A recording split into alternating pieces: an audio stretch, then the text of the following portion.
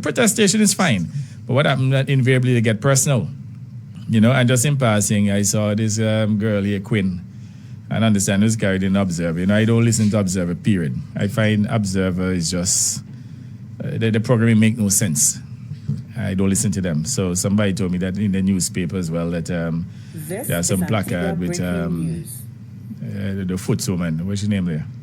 Pearl Quinn. Pearl Quinn. Yeah. Making certain let's say, defamatory statement, had some placard with a defamatory statement about me. And my position, you know, is that I argue with them. I'm taking them straight to court. So if, example, you say that I'm corrupt, well, I'm going to give the opportunity to go to court and prove it. Not a matter of being petty or anything. In fact, I've taken perhaps the most blows of any prime minister in the history of this country.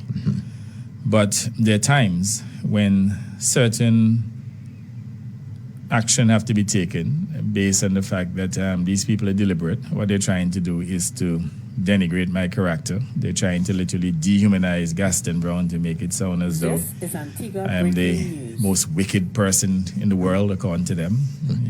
They went to say I'm like Hitler, and I can deal with the pejorative descriptions. But I mean, when you're going to step over the line, cross the line, and decide to defame me, well, you're going to have to pay. Now, somebody said to me, perhaps I should not sue her because already she couldn't even pay for her car license, and her insurance. So obviously things bad with her. But if you know things bad with you, what you're going to defame people for? You know, so she's going to have to answer.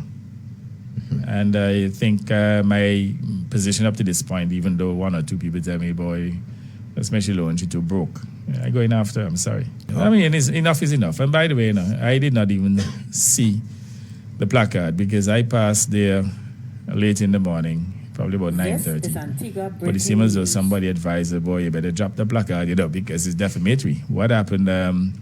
Someone passed and saw it and took a picture. Yeah. And then another person went back, and I'm sure she must have seen that person when they took the picture of her with the placard. And she dropped it, so by the time I passed there, she didn't have it. But, I mean, look, man, it's one thing to be pursuing tear-down politics based on lies, disinformation, misinformation.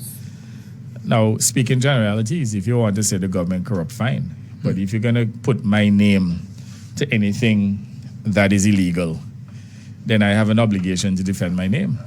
And I don't see why, you know, I should allow these people who are trying to depose of our administration to get away scot-free.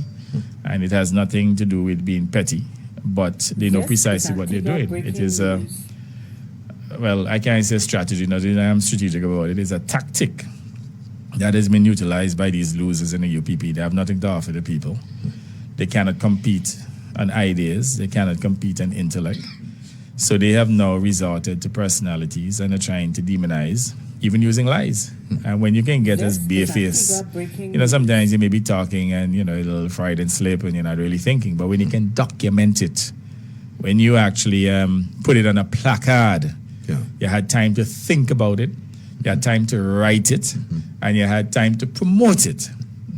It shows that that is deliberate, even more so than maybe when we come on Point FM and, you know, you're speaking generally and there could be a little slip, a little fried and slip or something. I can understand it. And if that is what had happened with Pearl, I mean, I certainly would have given consideration to it. But when you look at the whole process of the preparation of a placard and so on, and then on top of that, they put it in the Observer, by the suing Observer too, that they put it in the Observer newspaper, you can see the deliberate intention efforts here to denigrate, to tarnish, to dehumanize.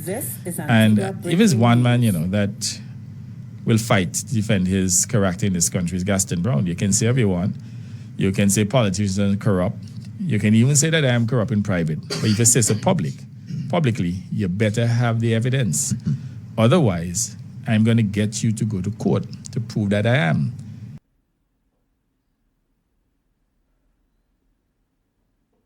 This is Antigua Breaking News.